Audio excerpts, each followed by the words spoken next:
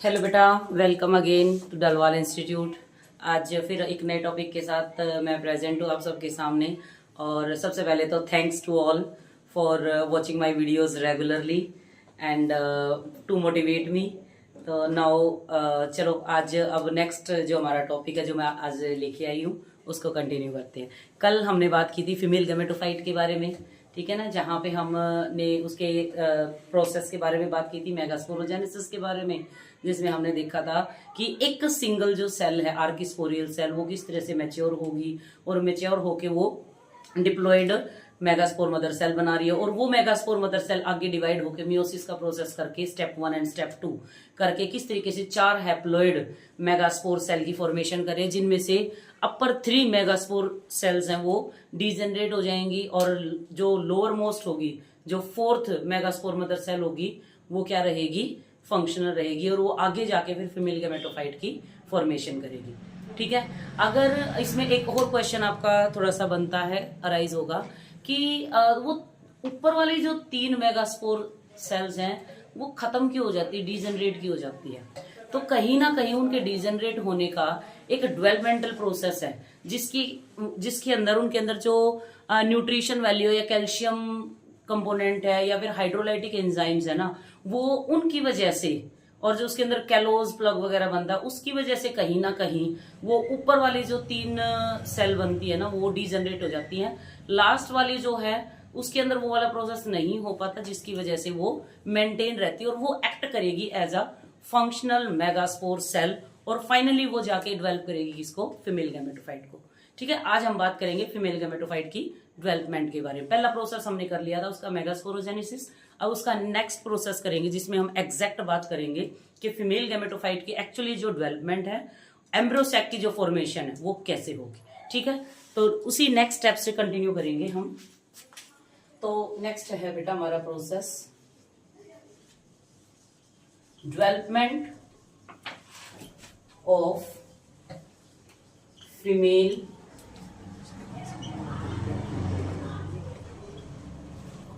Gametophyte. और इस female gametophyte को कहीं ना कहीं एक दूसरे नाम से जाना जाता है जिसको हम नाम दे देते हैं एम्ब्रियो सेल। ठीक है। अब इसके अंदर क्या था, कल हमने देखा था कि जो ओव्यूल है, ये जो ओव्यूल की जैसे हमने देखी थी कि इस तरीके से ओव्यूल की जो स्ट्रक्चर थी, ये मैं सिंपल ही ऑर्थोट्रोपस ओव्यूल बना रही हूं। ठीक है। तो इसके अंदर हमने देखा था कि यहाँ पे क्या प्रेजेंट थी, एक आर्किस्पोरियल सेल है।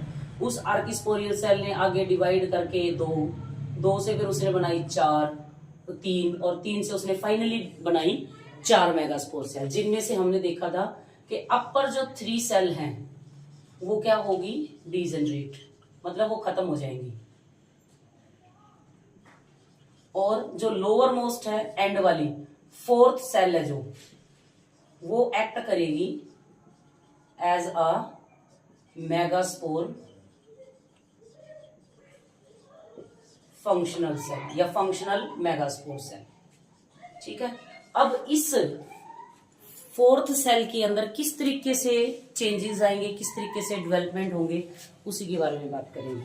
अगर इसी प्रोसेस से अगर थोड़ा सा और कंटिन्यू आगे करूं तो इस स्ट्रक्चर से ही, अब जो ये वाला स्ट्रक्चर चला न्यू सेल्स के अंदर, अब इसके अंदर क्या होगा कि ये जो ऊपर वाली 3 सेल है वो इस तरीके से डिजेनरेट होगी और अंदर की तरफ वाली जो एक सेल है जो कि क्या रहेगी, फंक्शनल मेगास्पोर सेल।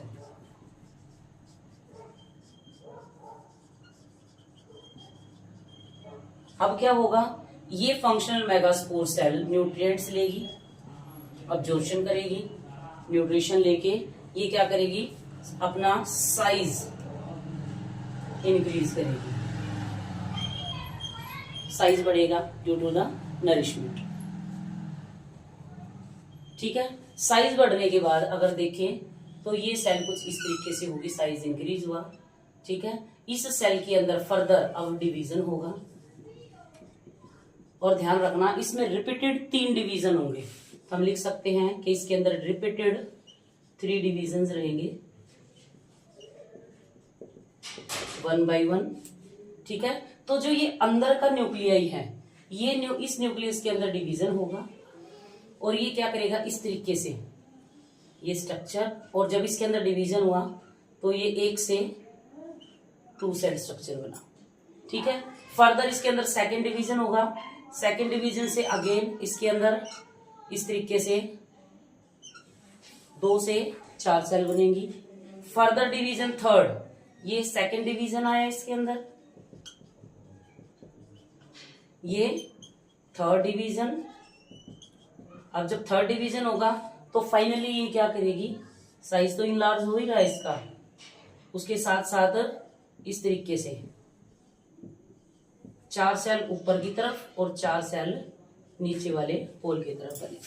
ठीक है, तो टोटल इसके अंदर क्या बन गया 8 सेल स्ट्रक्चर। अब इस स्ट्रक्चर के अंदर क्या होगा, इसके अंदर होगी बेटा रीअरेंजमेंट।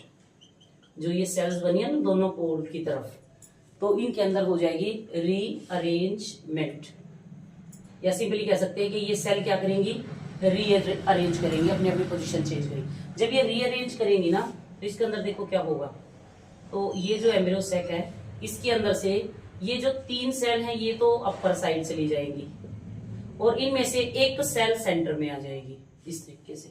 ऐसे ही नीचे वाले पोल की तरफ होगा कि 3 सेल हैं जो वो इस तरीके से इधर बनेंगी इस पोल की तरफ, और एक सेल क्या करेगी सेंटर की तरफ चली जाएगी, और फाइनली ये क्या करेंगे अपनी पोजीशन अरेंज करेंगी, और फाइनली ये सेल क्या करेंगी इस तरीके से अरेंज होके इस तरीके से ये इसके साथ जुड़ जाएगी। और ये दोनों सेंट्रल सेल हैं, ये दोनों एक दूसरे के साथ अटैच रहेंगी, और जो नीचे वाली सेल है वो इस तरीके से अरेंज होके और इस तरीके की स्ट्रक्चर बना लेंगे, और इसी को फाइनली हम नाम दे देते हैं फीमेल गैमेटोफाइट, जिसके अंदर इसको हम कह सकते हैं, दूसरा इसका नाम क्या रहेगा 7 सेल्ड 8 न्यूक्लिएटेड स्ट्रक्चर, और इसको कह सकते हैं हम एम्ब्रियो सैक, और इसको कह सकते हैं हम फीमेल गैमेटोफाइट। ठीक है, तो अगर इसके नाम की बात करें तो ये है 7 सेल्ड 8 न्यूक्लिएटेड स्ट्रक्चर। ध्यान रखना ये नाम पता होना चाहिए कि एक एम्ब्रियो सैक को या फीमेल गैमेटोफाइट को हम और किस नाम से जान सकते हैं। अच्छा, इसमें एक क्वेश्चन अराइज होता है बेटा, इसके अंदर पूछा जाता है कि जो फीमेल गैमेटोफाइट की जो डेवलपमेंट है वो मोनोस्पोरिक डेवलपमेंट क्यों बोली जाती है, why it is called monosporic development. तो इसका एक बेसिक सा रीजन है कि एक फंक्शनल मेगास्पोर है, जो ये वाली जो फंक्शनल मेगास्पोर सेल है वो डिवाइड होके कितने 7 सेल्ड 8 न्यूक्लिएटेड स्ट्रक्चर की फॉर्मेशन करती है, इसलिए इसको हम एक मोनोस्पोरिक डेवलपमेंट कह देते हैं। एक ही स्पोर आगे जाके 7 सेल्ड 8 न्यूक्लिएटेड एम्ब्रियो सैक की फॉर्मेशन करता है। अब इस एम्ब्रियो सैक के स्ट्रक्चर को हम थोड़ा सा और एक्सप्लेनेटरी फॉर्म में करेंगे और इसके डायग्राम की लेबलिंग करेंगे। ये मोस्ट इंपोर्टेंट क्वेश्चन है, 5 मार्क्स में पूछा जाता है। एक बार इसको नोट डाउन करो, उसके बाद आगे करेंगे।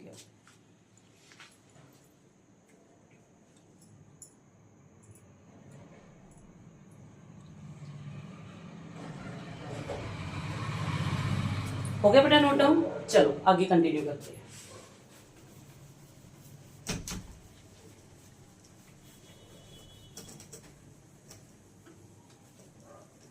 अब नेक्स्ट करेंगे हम, अच्छा इसमें ना ऑब्जर्वेशन बेस्ड क्वेश्चन इस वाले टॉपिक से बहुत पूछे जाते हैं, इसलिए हर एक पार्ट की जो लेबलिंग है, हर एक पार्ट का जो फेट है, फ्यूचर है, ठीक है ना, उसकी क्या फंक्शन है वो आपको अच्छे से करने होंगे।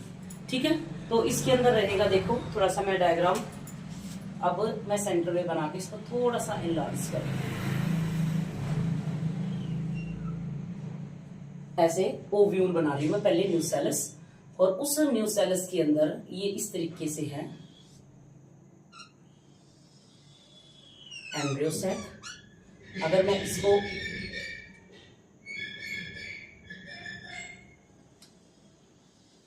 मैं सिंपल ही बना रही हूं,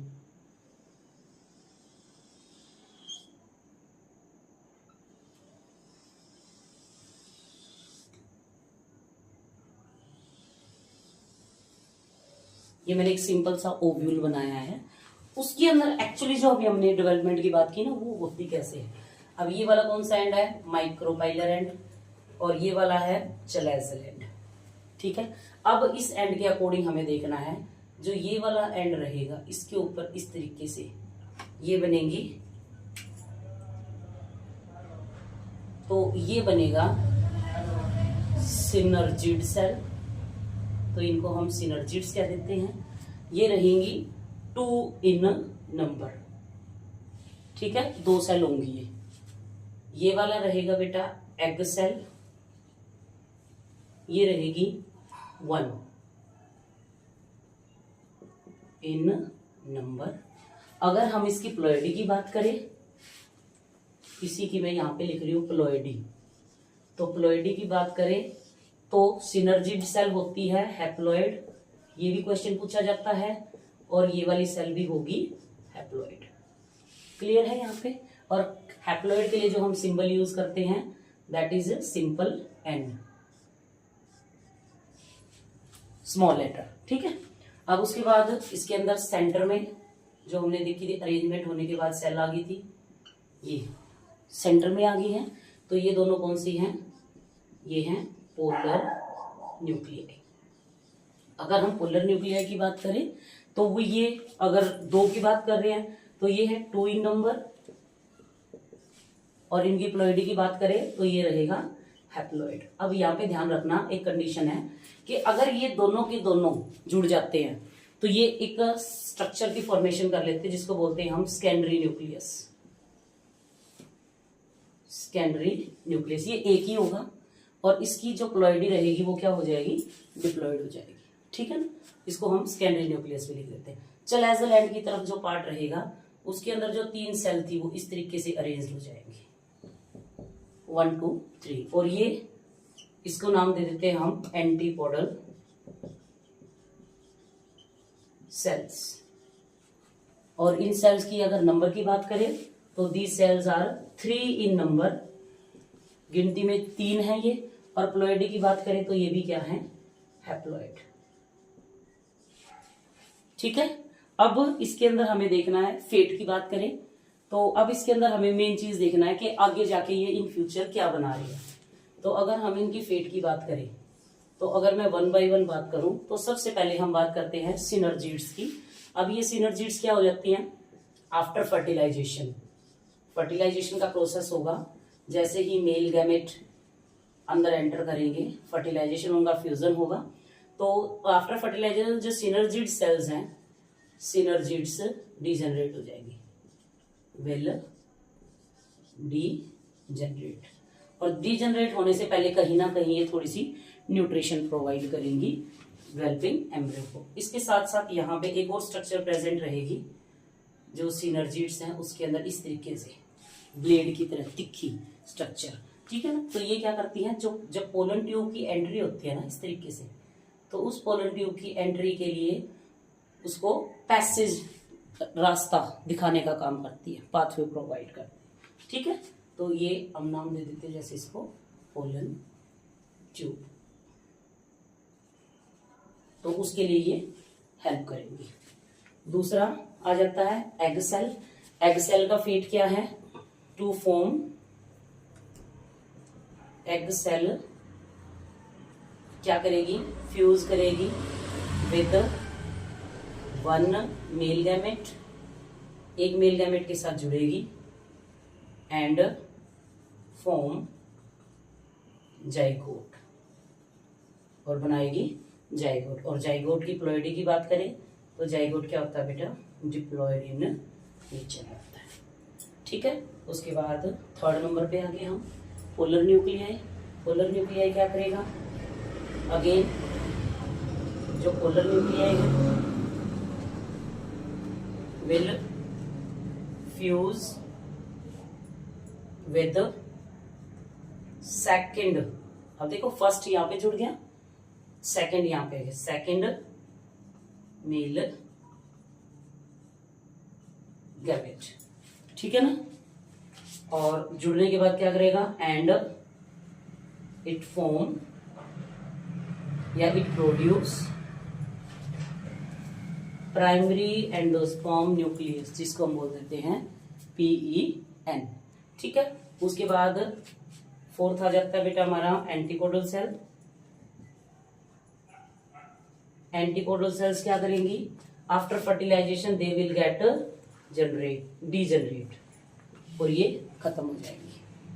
ठीक है, क्लियर है। ये इनका कुछ फेट था जो कि डिसाइडेड है कि फ्यूचर में इनको आगे जाके क्या करना है। ठीक है, अगर इसके अंदर देखो, इसके अंदर कुछ और चीजें रहेंगी जो हमें अभी देखनी है थोड़ी सी।